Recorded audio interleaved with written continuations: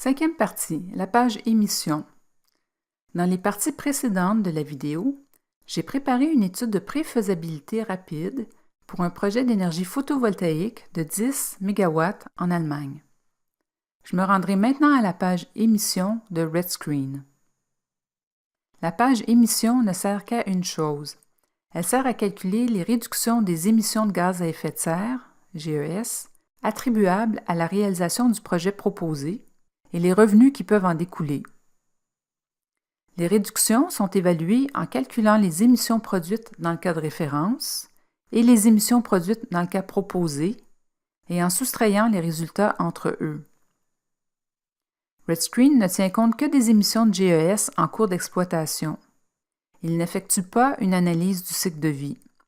C'est-à-dire, cela n'inclut pas les émissions de GES générées par la fabrication, l'extraction des ressources, les travaux de construction et d'autres activités connexes.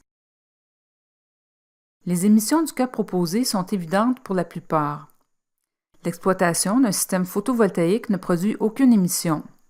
Il en est de même pour un parc éolien ou une centrale hydroélectrique si on ignore le méthane émis par un réservoir.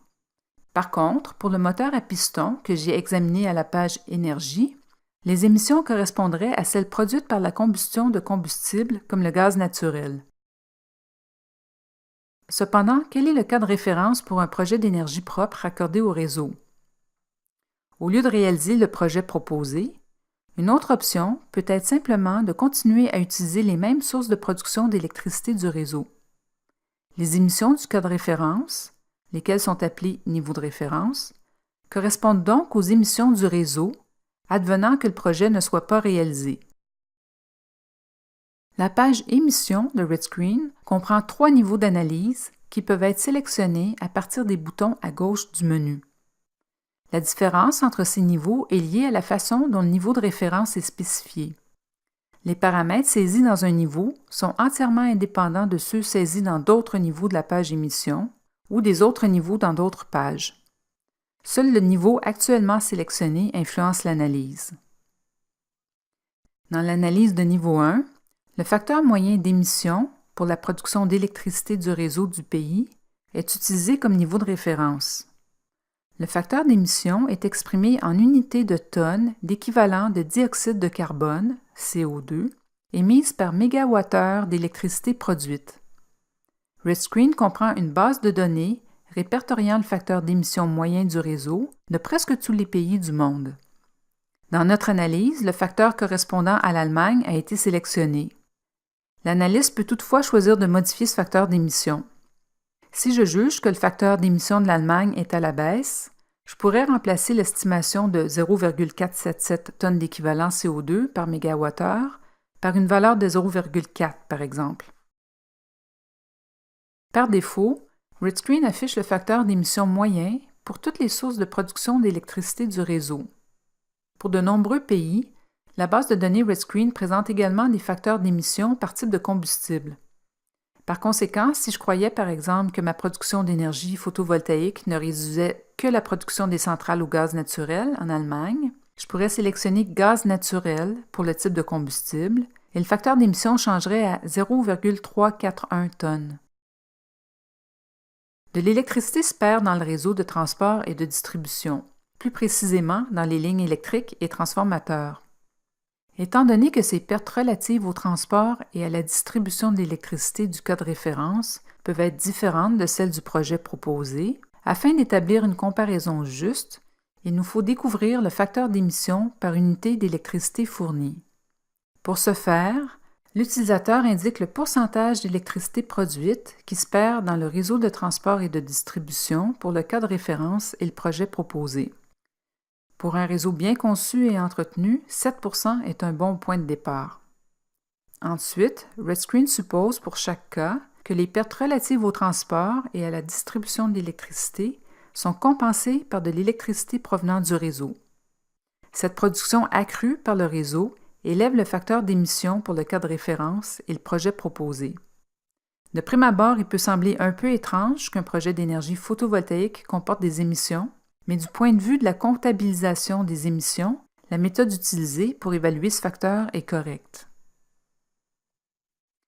RedScreen soustrait les émissions du projet proposé des émissions du cas de référence afin d'obtenir la réduction brute des émissions. Selon la présente analyse, celle-ci est d'environ 3500 tonnes de CO2 par année. Le calculateur d'équivalence nous permet d'imaginer cette quantité de gaz en termes d'équivalent plus facile à se représenter, comme le nombre de litres d'essence non consommés. Jusqu'à maintenant, mon cas proposé dépendait exclusivement de l'énergie solaire. Les émissions en cours d'exploitation étaient donc de zéro. Si je retourne à la page Énergie et que j'intègre un moteur à piston au gaz naturel dans mon projet, les données du cas de référence et du cas proposé changent de façon importante. On comprend facilement pourquoi les émissions du cas proposé changent, car en plus des biogaz et des gaz d'enfouissement, nous brûlons du gaz naturel, ce qui émettra des GES.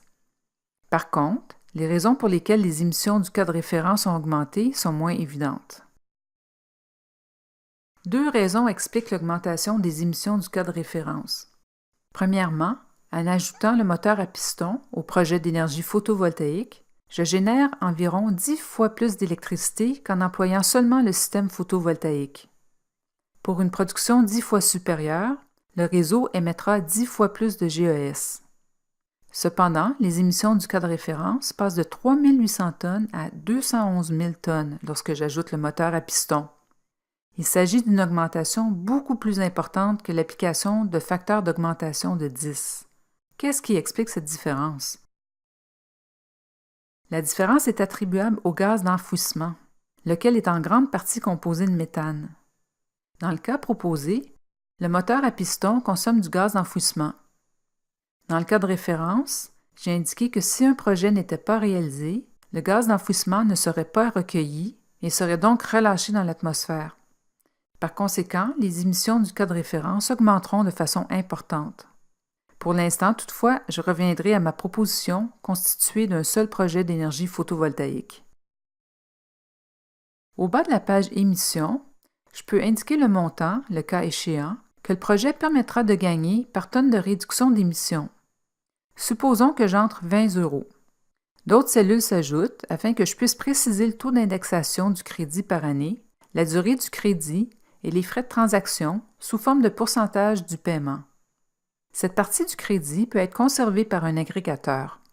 Je supposerai un taux d'inflation de 3 % sur 20 ans et des frais de transaction de l'ordre de 10 %. RedScreen indique que le revenu tiré de la réduction des émissions de GES, dans le cadre du projet, est d'environ 63 000 € pour la première année. J'examinerai maintenant l'analyse de niveau 2.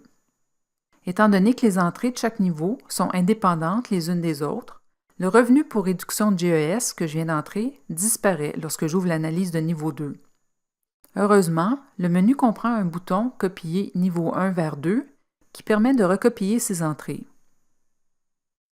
Les analyses de niveau 2 et de niveau 3 fonctionnent semblablement à l'analyse de niveau 1, mais au lieu d'extraire le facteur d'émission du cas de référence d'une base de données, celui-ci est calculé à partir d'un mélange de combustible et de générateurs indiqués par l'analyste.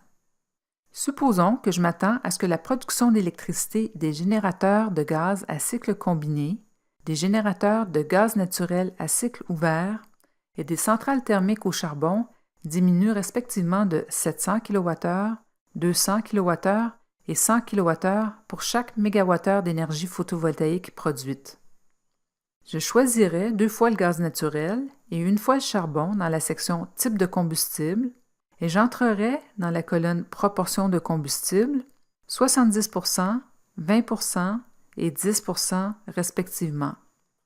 Je changerai ensuite le rendement de conversion du gaz naturel à 55 % pour le cycle combiné et à 35 % pour le cycle ouvert.